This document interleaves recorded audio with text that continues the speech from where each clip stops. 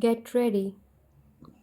The Industrial Policy Resolution of 1948 was good so far as it went, but unfortunately, the spirit of it could not be understood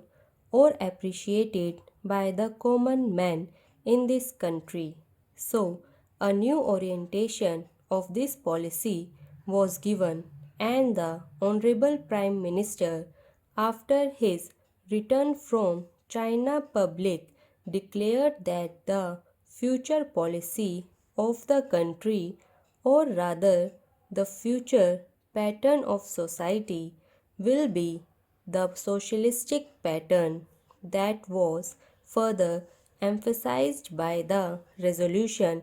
passed at the Avadi session of the Congress and later reiterated by Shri Dhabar, President of the Indian National Congress.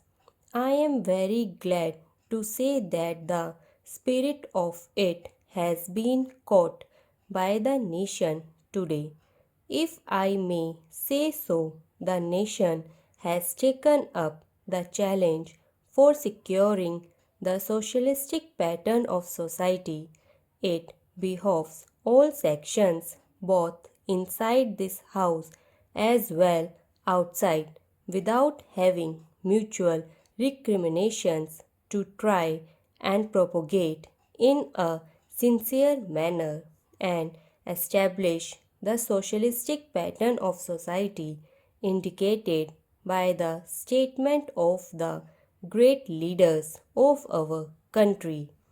It may be relevant and pertinent if I refer to a few sentences from the memorandum presented on the 4th June 1999 by our Prime Minister, who was the chairman of the All India Planning Committee, which came into existence when there was full autonomy in the states. On page 39 and 40 of that report, he stated, "It is clear that the drawing up of a comprehensive national plan become clearly an academic exercise with no resolution to reality unless the planning authority or those to whom it is responsible are in a position to give effect to the plan. If this authority is powerless or circumscribed or restricted and has limited activities, it cannot plan. An essential prerequisite for planning is thus complete freedom and present for the country and removal of all outside control. This implies that the countryside control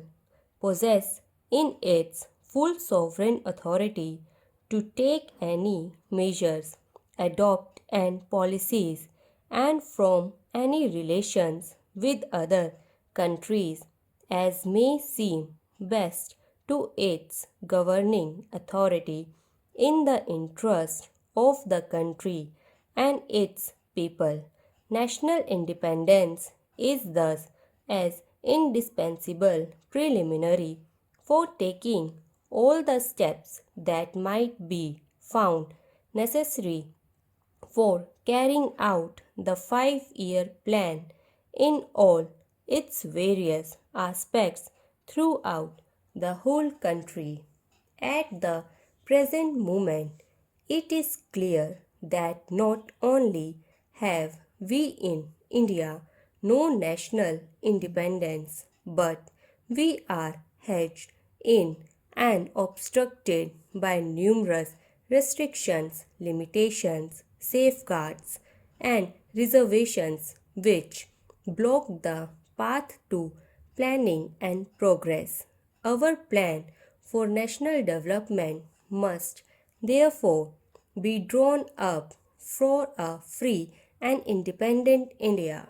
Thanks to the sacrifices made by millions of our countrymen and countrywomen under the leadership of the Father of Nation, Mahatma Gandhi, we have today secured completed sovereign political independence at a time when the nations of the world were engaged in the bitterest struggle using all the weapons of destruction. If, therefore, we have secured political independence during the period of a quarter of a country, it should not be difficult, especially when we are today masters in our own country, to secure a socialist pattern of society as has already been indicated, but it requires the assistance, the propaganda, the active work of all those who are interested in this. I am sure so long as my honorable friend, the minister, the deputy minister, and the other minister who represent the Commerce and Industry Ministry can give us an assurance that the capitalistic pattern would be avoided. Some of us who believe in a cent-per-cent socialist democracy give an undertaking that certainly totalitarian policy will not be introduced in this country because we have believed all along during the fight that we have given to the British government when we secure political independence that we shall try to maintain democracy undiluted and a socialist democracy at that. I am absolutely certain that in this country of ours, liberty of thoughts, liberty of speech, and liberty of action will be guaranteed to every citizen to express his views in the manner he pleases. I therefore assure my honorable friend that so long as we do not, in the garb of a socialist pattern, support a capitalistic system, India will stand 100% for a socialist democracy. Now, luckily for us, the fundamental rights of the Constitution have declared that a citizen would be assured of many of the social amenities which will give reasonable comfort from the warp to the grave, but mere enumeration, as I have said many times,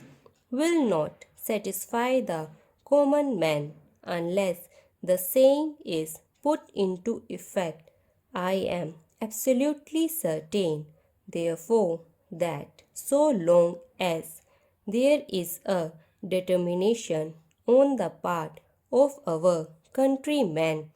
we will be in a position to secure a socialist pattern of society. It is not even possible to draw up a plan on any other basis.